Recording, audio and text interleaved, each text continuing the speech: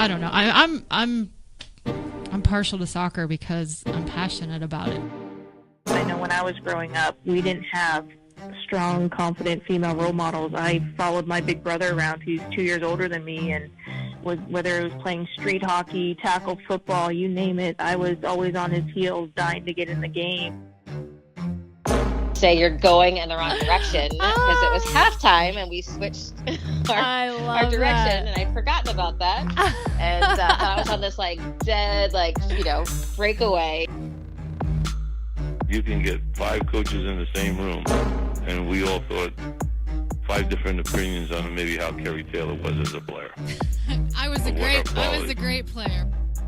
And then when I got off the field, she would say, "You did so great. I loved watching you play." No matter, I could have the worst game of my life. And it was the president of the Deaf Soccer Association asking if I'd be interested in the volunteer job that was the head coach of the deaf team. And I actually was extremely excited.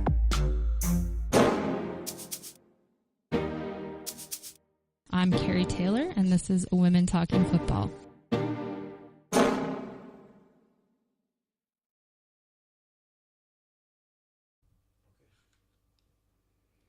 Thanks for tuning in to Women Talking Football. This is your host, Kerry Taylor, and we want to apologize for a delay in our post from our show last night. We had some technical difficulties, which sometimes you deal with when you do a live show, but fortunately, we were able to get a good chunk of the interview with our guest, David Berri, who is a sports economics professor at Southern Utah University. He's also the author of 2 books, Wages of Wins and Stumbling on Wins.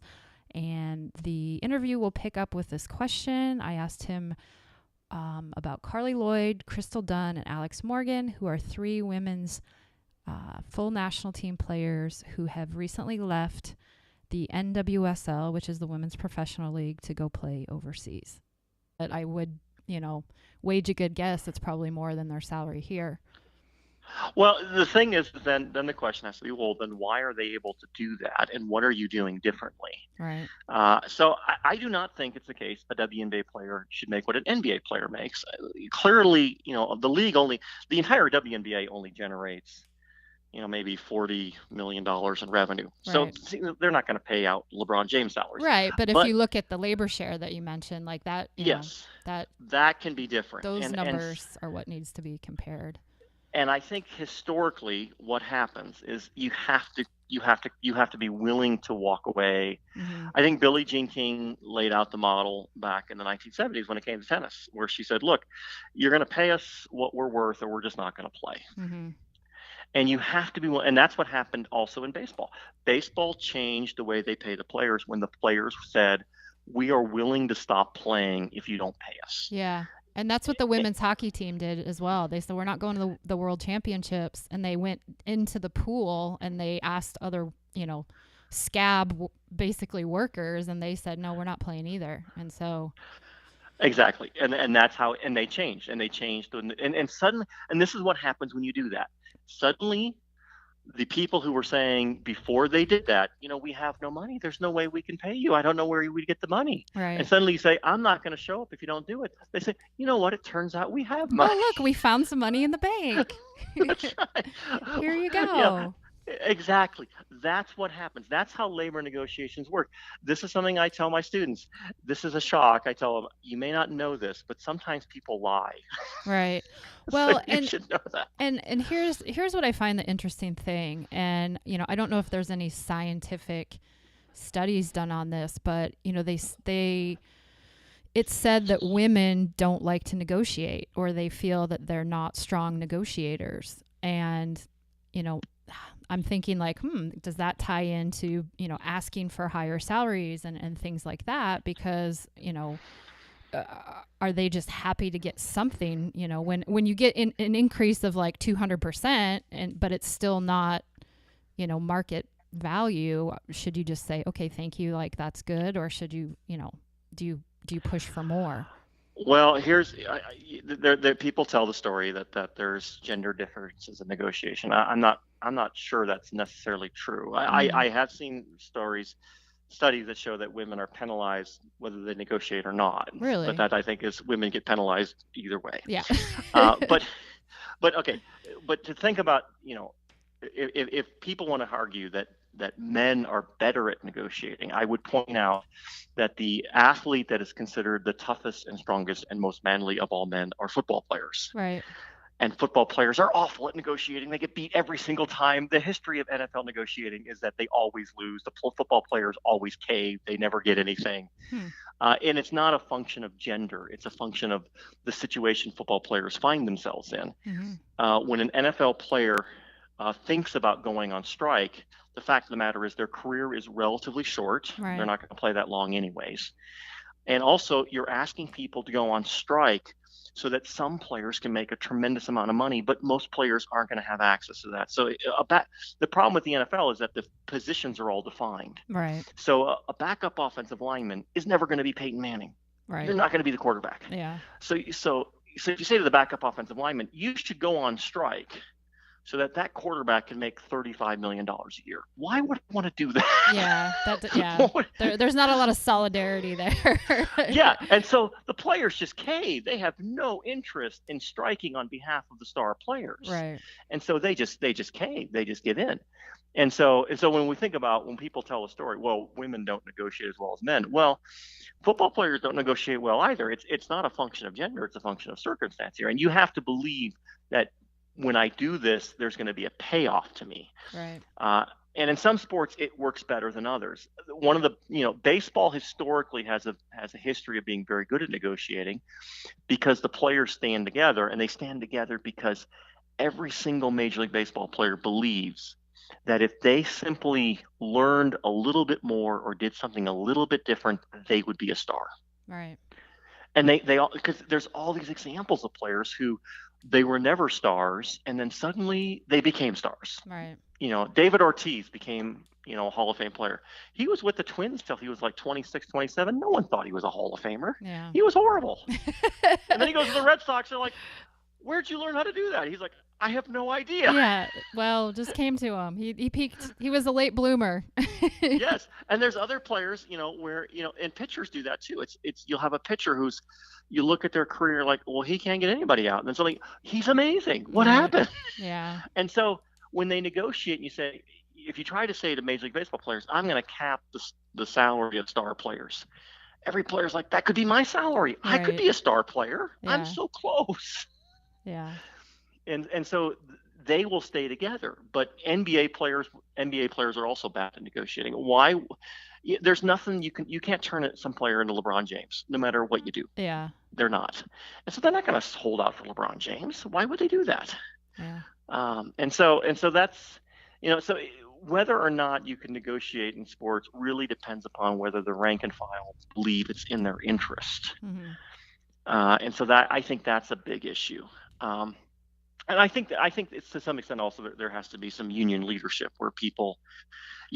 One of the things that I think is very key is you have to be very skeptical of the stories the owners are telling you. Yeah. Oh, there's no money. There's no money. We're losing money. They always say that. They've Yeah. said it forever. One of the things I've used this quote, I don't know how many times. It's from the 1880s. Mm-hmm. The National League issued a statement in the 1880s that what we have learned is that salaries must come down for the survival of the league. In the 1880s? 1880s. They've been saying it for Since 140 then. years. Yeah. Wow.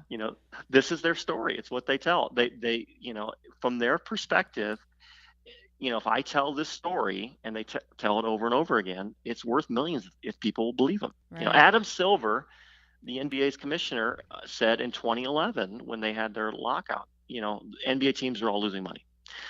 And I remember, and I wrote about it at the time. I said, that's totally unbelievable. That is impossible to be true. And it was impossible It's fake to be news. true. It's fake news. It was fake news.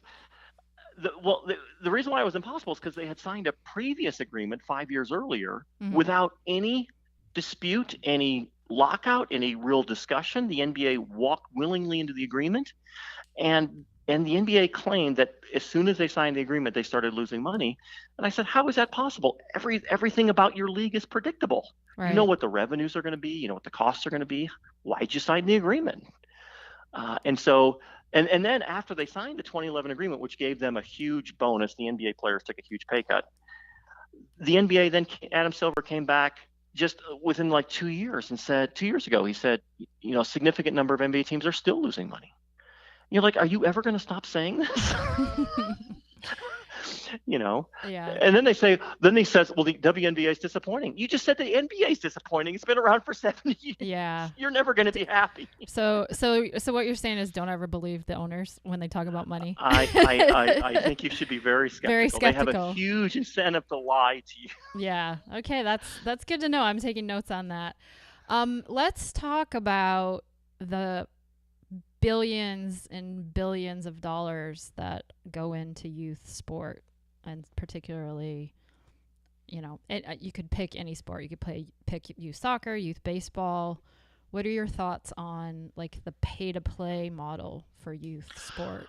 So the way we were organizing soccer. So you told me about that, and I had not thought a whole lot about this, but so let's just sort of go through what my understanding and see if I've got this right. So the basic story is in soccer, the way this is set up is that if you want to play basketball or football for a high school, typically that's paid for by the school.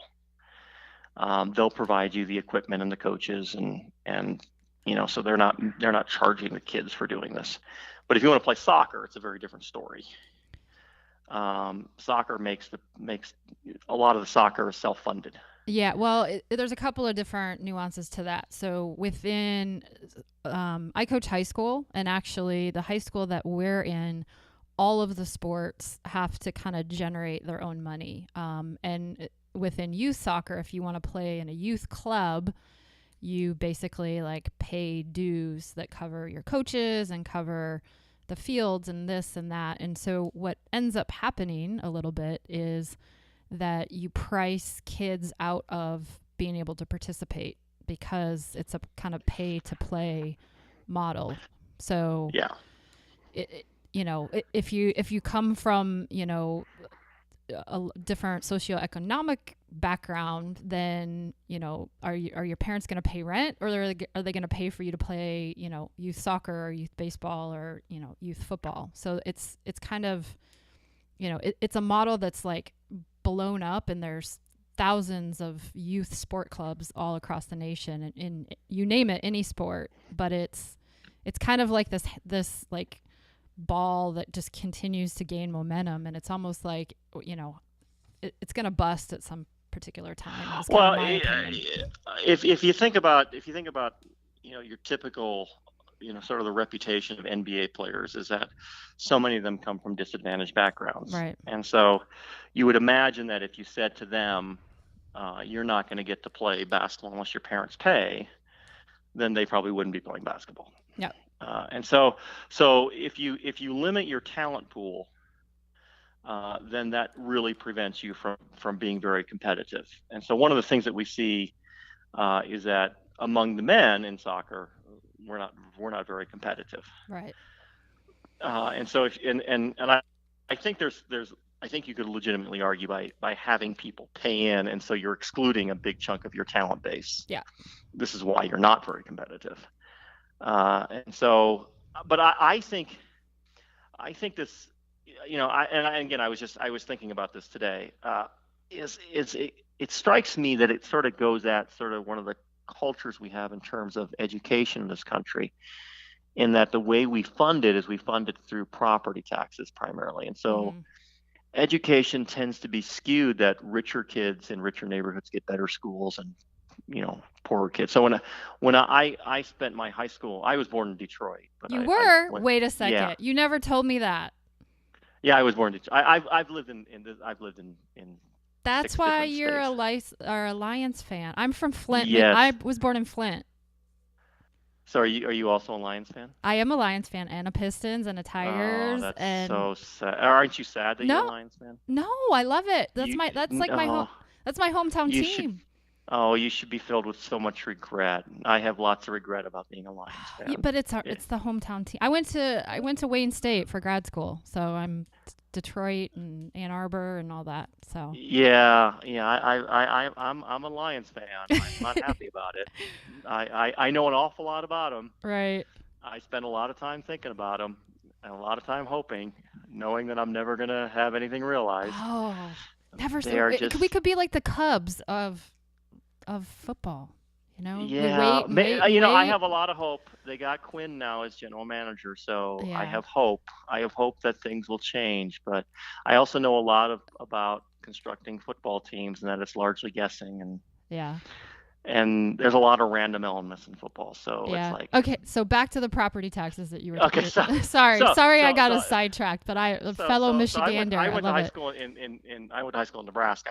Okay, My high school years were in Lincoln, Nebraska. So and I went to college in Nebraska. okay, And so, but in Lincoln, Nebraska, when I was growing up, there were 4 high schools. okay.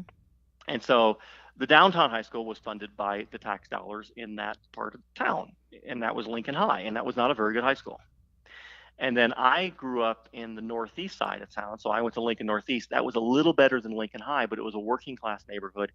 And so we had a gymnasium in the high school that sat 1,500 people, and our student body was 1,700 people. Okay.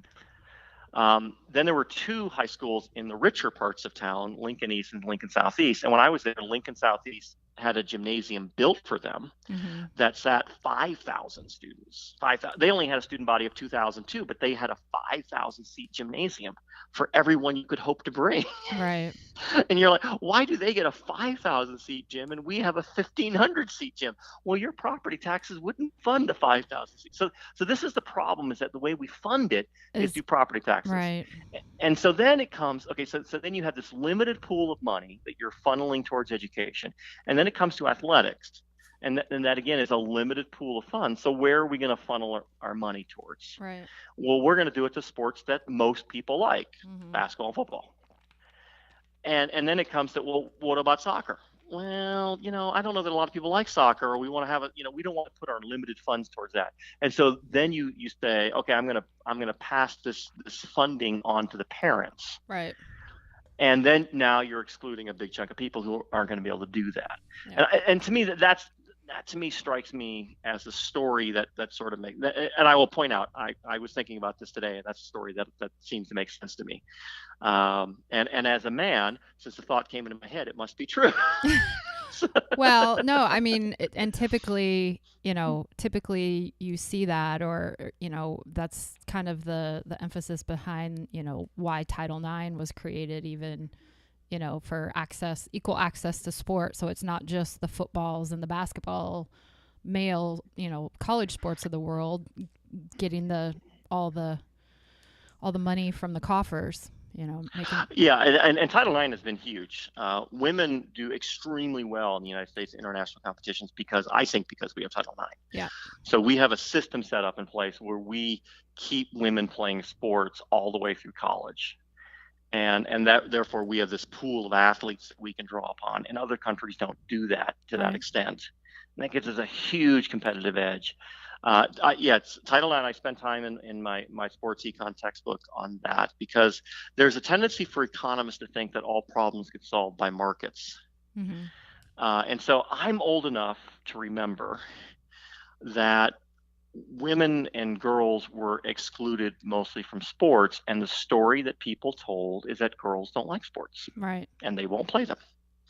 Which is not true. It's not true. Yes, but that was the story that was told. And then they put in Title IX, and you can see it in the numbers that before Title IX, there was a few women playing sports, and then within, just 2 or 3 years, Title IX appearing, participation by women goes up like 900%. It just goes up a huge amount. And you're looking at that and saying, well, if the reason why women weren't playing before Title IX was some kind of market forces, women aren't interested, then how do you explain how I put Title IX in place and suddenly they're miraculously interested in this? Right. Clearly they were interested beforehand, but they just didn't have access. They didn't have access. And then there's a great story about football, soccer in England. and you probably know this story, is that women's soccer during World War I became very big in England because the men went off to fight the war. So the women started playing soccer, and it became extremely popular. Yep. They were drawing like 50,000 fans to a women's soccer match. And then when the war ended, FIFA decided in England that they didn't like this. They didn't like women playing sports. They didn't like women drawing 50,000 fans. And so they essentially barred women from playing. Yes. They stopped them from playing them. And suddenly women stopped playing for like 40 years. Yep. And so this is a case where there was demand and women were interested and they were willing to play and there were fans and everything was there. And some government body essentially just takes it away. Yep. Says, no, we don't want to do that. And so, this is, it's a, I use that example in my textbook of, it's not a market story. It's the government in this instance. In one instance, takes it away. In another instance, gives it to. And so it's the people in power saying, "No, sit back down." Like, yes, go back to where you quote unquote belong. Exactly. Yeah. Exactly. And so it's important when we think about women's sports that we don't take the idea that this is purely a market story. Right. That whatever we see going on is just simply a reflection of supply and demand. Which is something that, people have a habit of saying supply and demand as if those are magical words that explain everything on the planet. Right. And I spend a lot of time with students going, it's not a magical model. It tells us some things. It doesn't tell us everything. You still have to think about stuff. Right. And so yet when you think about, where women's sports are at, it's not simply supply and demand. It reflects a lot of what goes on in terms of the culture and the policies that have been put in place in the past and the opportunities that people have. And so you have to think beyond just market forces. Right. So what are your thoughts on, and I'm just kind of throwing this at you. I read a quote that said something about, the NCAA generates billions of dollars for institutions. What are your thoughts on what the college athlete gets in return and how, is there like an economical kind of standpoint on that or opinions on that? Yeah, I've a few years ago, I guess this is back in 2014, the Northwestern football players wanted to form a union. Yeah, I remember that. And so I was asked to be the expert witness for the union. Okay. And so I went to Chicago and testified in front of the National Labor Relations Board, which was a fun experience. And so I was explaining, sort of the economics of the NCAA and the idea of exploitation and what that means. And this is an odd story. I was on the stand for, I don't know, 4 hours, 5 hours. I don't know how long I was on the stand. I was on the stand for a while. It was an interesting experience. And at the very end of my testimony, and I don't know why the Northwestern lawyer did this, because, I don't know a lot about law, but I've watched some legal dramas, and I do know that you don't ask questions if you don't know what the answer is going to be. Right, exactly. You only ask questions that are going to help you, not hurt you. Exactly. So I'm like, I'm not an expert here, but I think I remember seeing a Perry Mason episode. Right, or a Law and Order episode or something. And so this guy, this lawyer who has lots of years of experience, he's a very expensive lawyer. Northwestern hired him. He's not somebody they just got out of law school. He asked the wrong question. He actually asked me, the very last question was, wouldn't you agree that the football players are not exploited? And I looked at him and I said, what? I have a laptop sitting right over there, and I can open that up and I can show you numbers right now that demonstrates that they're exploited. And I said, the definition of exploitation is that you are being paid a wage that is less than your economic value. Mm-hmm. That is the definition. And I can show you data on that laptop that says football players at Northwestern are being paid a wage or their scholarship is less than the value that they are generating for Northwestern. Right. And his response was, he said, but only by that definition of exploitation. And I said, well, there isn't another definition. Right. There is only that one.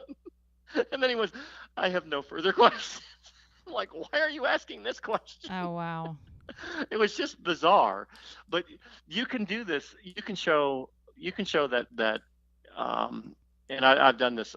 I did a thing for, I don't remember which publication I did this for, is either Time or The Atlantic or whatever. But I looked at, you look at basketball players at Duke and North Carolina. So those are huge revenue generating Right. schools. And you can show that, a typical player there is worth, $1 million or more, Right. or $3 million or $4 million. They're worth a lot of money. And their scholarships, even if you gave them the full cost of out-of-state tuition, would be $60,000. So they're generating way more revenue than they're being given. But I also did the same type of analysis for another school, and I forget which one, North Carolina Central, I think might be. They've been Division I for like 4 years. So this is a really tiny school, and they're actually in the same. I think they're in the same. They're within a couple miles from Duke and North Carolina. And so I looked at how much revenue they generated, because this is all published by the Department of Education. Right. And then I looked at what the cost of the school is, which is a lot cheaper. And I showed the same exact thing. Those players are also being exploited. And you can do the same thing for women's college basketball. There was a study done of college men's hockey players. You can do this for just about any athlete where they're generating some kind of revenue of some sort. Right. And so the story of college sports, it goes back to the 19th century. So back in the 19th century, what schools started to do is they would have athletic competitions between different schools. And then somebody got the idea, and I think, I'm just off the top of my head, I'm thinking it's in the 1860s, might have been before that. Somebody got the idea, why don't we sell tickets to this? People are so interested in these athletes competing. We can make money off of it. We can make money. We can sell tickets. And once you decide to sell tickets, you now have a business. And the labor is the athlete. Now the question is, what are you going to give them for that? And when they first started, it was totally unfettered. And so they would just let them kind of do it. And there's all sorts of, bizarre stories in early college sports history. I think that Fielding Yost had a story where he became a famous coach later on. But when he was at the University of Michigan. At the University of Michigan. Go Blue. And so when he was a player at like West Virginia. And Marshall University had a game. I think this is Marshall. I'm not sure I'm getting the school names right, but I think it was Marshall. Marshall had like a game against a top rival. And so they contacted Fielding Yost and they said, we'd like you to play for us next week because this is a game against one of our top rivals. And what we're going to do is enroll you as a student at our school this week, and we're going to pay you a certain amount of money, and then you'll play for us, and then next week you can go back to West Virginia. And they did that, and they won. And you could do stuff like that. You could, there was no real rules in place. Right. As it went along, they're like, well, people said, well, that's, we can't have that. Yeah. And so then they started creating restrictions. And hence the NCAA rule book that's like 3 inches thick. Yes, it's huge. And the NCAA was initially started as a safety organization because people were dying while playing football, and Teddy Roosevelt wanted to put a stop to that. But then they started, regulating everything. Right. And pay was a big thing they regulated.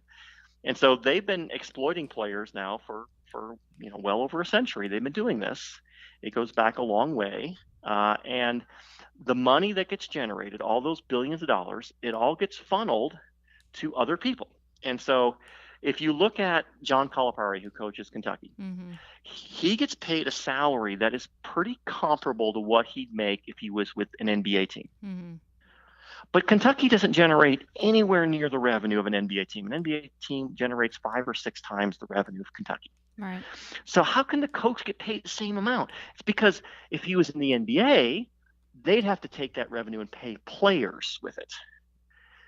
And in college, they don't have to do that. Right. So Calipari gets the money. And the great thing about it is not only does Calipari get the money, he's got a game set up where he hardly ever gets to lose because, Kentucky and the top programs like Kentucky and Kansas, they're going to attract all the top talent. Right. And the reason why it's all the top talent is because everyone pays the same wage. Right. So when the player looks around and says, well, who should I play for? Well, I'd rather win than lose. So I'm going to go play for the top teams. Yeah. And so Kentucky ends up having 5 NBA players starting and 5 NBA players coming off the bench. Right. And then they go up against a team that has no NBA players and they win by 30. And they're like, and John Calipari says, I'm a great coach. Right. What are you doing? I don't know what you're doing. Well, it's easy to coach when you have the horses for the courses, for sure. Yes.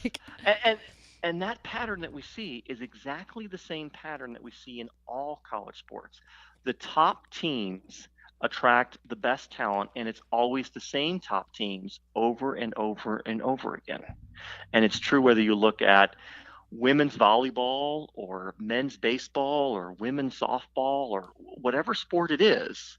Yeah. It won't always be the same top teams. Right, but the top teams vary. There's some definite trends. I mean, yes, there are programs that got established, and those are where if you're a top player in that sport, you go to those programs so that you can win, because you're not going to get paid, so you might as well win. Right. And so the NCAA rules are set up to prevent teams from dominating, and the rules actually result in the exact opposite. Right. Definitely teams dominate. Yeah.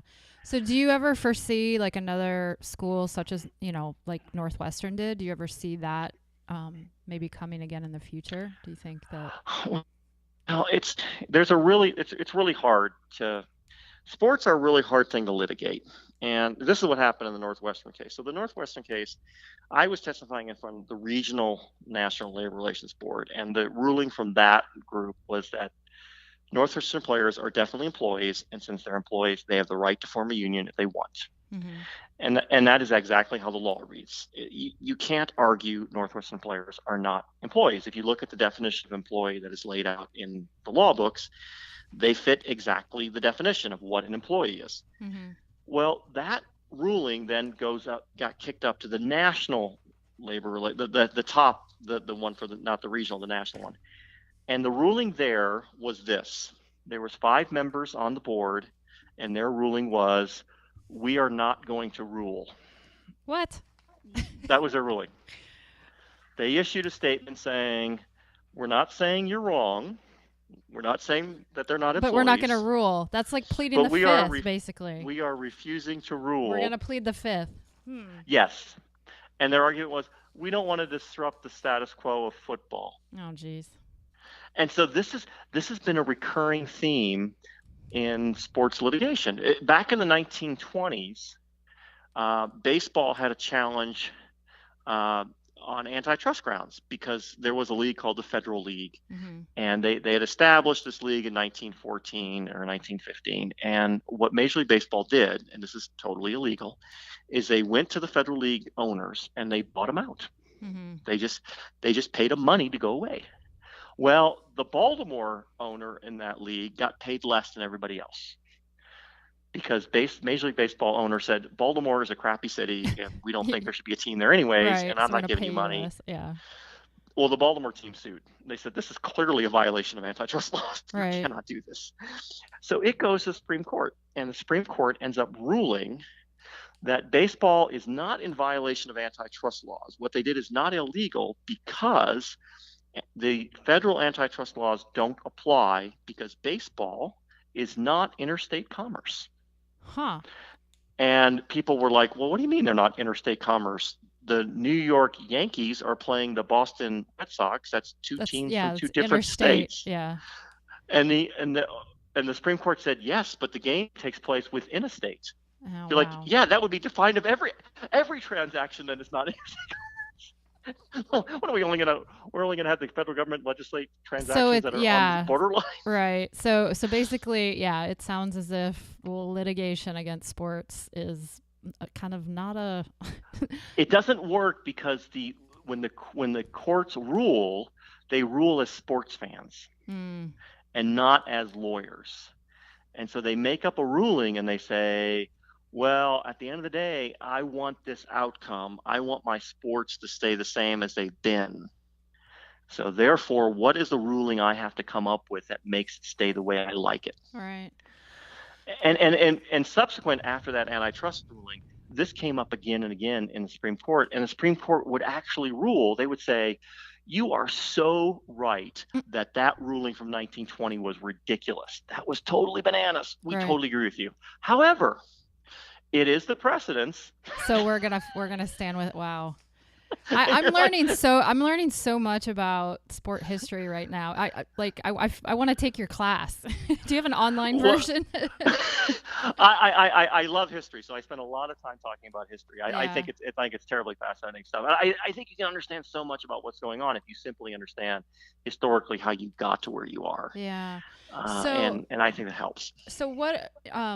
Just a couple more questions before, like, the hour is like, wow, it's almost over, but. What are your thoughts? So, looking at the leagues and having to have time basically to have, the historical benchmarks and generate, viewership and media and all that. What's your thought on professional, men's soccer in the U.S., not just women's soccer? Because it does have a little bit longer history and there have been many, kind of leagues floating about. Do you think that it will ever, economically be on par with the NFL or the NBA? Yeah. And what's your academic? I think it's really one of the problems with Major League Soccer is that if you know people from around the world, it's clearly not perceived to be an elite league, so it can't attract elite talent. I don't think Americans get how big international soccer is. Right. A regular season game in the Spanish professional league, a regular season game, will attract multiple more viewers on television around the world than the Super Bowl does. Right. So a regular season Spanish league game will generate like 500 million viewers. And the Super Bowl generates 120 million viewers. I mean, it's just ridiculous. It just dwarfs it. It's so incredibly huge. Mm-hmm. And so the amount of revenue that is being generated in international soccer is so huge. Yeah. Major League Soccer can't compete with that right now because they don't have the revenue base. Mm-hmm. And so what they end up doing is the stars will come over when they're like 35 years old and they're done. And they'll play at that point. But they won't play when they're in their prime. Major League Soccer. What's interesting about Major League Soccer is if you compare them to the WNBA, and this gets at a gender issue again. If you go back, 3 or 4 years ago, Major League Soccer and the WNBA generated very similar sized television audiences. Okay. It was like about 200,000 fans, a game, and it was very similar. And then WNBA signed a television contract for $12 million a year. Mm-hmm. Major League Soccer got a television contract for like $75 million a year. Mm-hmm. So not only did they get $75 million, they got a huge investment in terms of television coverage and advertising and where they're going to be shown. And they got a lot of promotion because people wanted to justify their $75 million investment. And so now Major League Soccer is starting to get like 300,000 or 350,000 or 400,000 fans, watch because they're getting so much more promotion. Right. And you're looking at that and you're saying, well, exactly why did you decide to give Major League Soccer $75 million and not the WNBA? Couldn't you have done the same thing with the WNBA, given them a $75 million contract and promoted them and seen if you could expand that league as well? Right. But they're women, so they're going to pilot it with the men first, which is what generally happens. Yes. There just wasn't any data that I could see at that point that said Major League Soccer would benefit from this and not WNBA. So there's this gender issue that goes on there. And so Major League Soccer has gotten this infusion, and so they have gotten a little bit more money. And so they've become more popular. But I have a lot of friends in Europe and Asia, and we have a meeting of sports economists every year Mm-hmm. in the United States, and so they come from around the world to this academic meeting. And a couple of times we usually take them to a sporting event, a baseball game usually. But if there's not a baseball game, we'll take them to a Major League Soccer event. And the look on their faces when they're watching this, they are not amused. Because it's getting better. It's getting better. It's getting better. But they are totally unimpressed. Right. They're like, what is this? And so they're used to saying English Premier League and Bundesliga and Right. Spanish League and the Italian League, and they're like, this, what is this? These are all players who are not good enough to play in our leagues. That's why you're watching them. And so I often have this conversation with my friends in England because European sports are structured differently. Yeah. They have promotion and relegation, and so the minor leagues are all, there's several layers of minor leagues, and teams move up and down the Right. rankings. And there's a big argument for creating promotion and relegation within MLS. So there is a big kind of movement towards that. But I like that model a lot. I think that's a great way of doing things. But the question is, where does Major League Soccer rank then in the English, leagues? Are they the league below the Premier League? Are they 2 leagues below? yeah, I mean, I think that's it's kind of a hard thing to say because, again, if you look at the history, like Major League Soccer was started in 1988, whereas, the EPL has been in existence since, early 1900s or longer. Uh-huh. So I think it goes to your point to history of it'll get there. I believe it'll get there, but I'm partial to soccer, so I'm behind it. Well, the United States is a huge market. There's a lot of money there, and so and there and there are people from there is a huge fan base that's potentially there. So I think you're right that it eventually will take. I think all of these leagues, all these leagues, MLS, National Women's Soccer League, the Women's Hockey League, WNBA, the National Pro Fast Pitch, all of these things will take off, but it does take a lot of time to build up these fan bases, and you have to be patient. And it literally is decades. It takes decades, and people are so impatient right. that you just have to accept that, for a long time, it's not going to be that popular, and you're just going to have to hunt and find, fans who are going to watch this with you. Right. And you're going to face these people who will scoff at you and say, if you write about the WNBA online, you'll invariably will get a guy saying, well, nobody looks at it. They said it's like, that's not basketball. That's not real, whatever. Yes, they say that all the time. Well, they don't dunk because that's how we define basketball. Brittany Griner can dunk, can't she? Brittany Griner can dunk. There you go. But the thing is what the WNBA players do is they do this thing called passing. And they're more, there you go. Yes. Less physical, more like technical. Yeah, they do have, the WNBA players are much more likely to engage in what is called strategy. That could be that collaboration between women. They like to share the load a little bit more. They're not necessarily about all themselves, I guess. I don't know. So, are you still there? Hello? Okay. I don't hear David on the line anymore. Did I lose you? I think we might have lost David. Maybe he'll call back. But we're starting to wind down the show. Let me see if I can call him back. Oh, that's not. Hang on. There we go. Let me try to call him back. Your call has been forwarded to an automated voice messaging. I think we lost David from the call. So, well, you've been listening to sport economist and professor David Berri at Southern Utah University. So I just want to thank him for being on our show tonight and giving us a history lesson about sport. Oh, here he is. Hey, David. Did I lose you? Yeah, we lost you. So I was going to start to wind down the show. So I was just saying, thank you for being on the show this evening and for giving me and our listeners a good, history lesson and giving the economic perspective, because I think a lot of, I know within soccer, sometimes we don't think about the bigger economic impact, and all of this has been very educational for me. And I've taken some notes about labor shares and markets, stories and things like that. So, are there any final things that you want to point out or any shout outs you want to give? No, I think we covered all the big issues. So this is this the I do think it really helps if when we think about sports, think about the history, think about the institutions, think about how these things play a role in what's going on. I think it helps you understand what's happening. It's typically not as simple as it looks. It's Right. certainly it's not supply and demand. And so I think that helps understand, soccer, gender issues, all those things can be understood better if you think about the history and you understand the institutions involved in it. Yeah.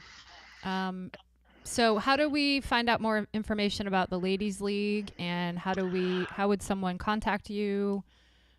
Well, I'm at Southern Utah University, and I'm on Twitter. So my Twitter handler is the Wages of Wins, which is the name of my first book.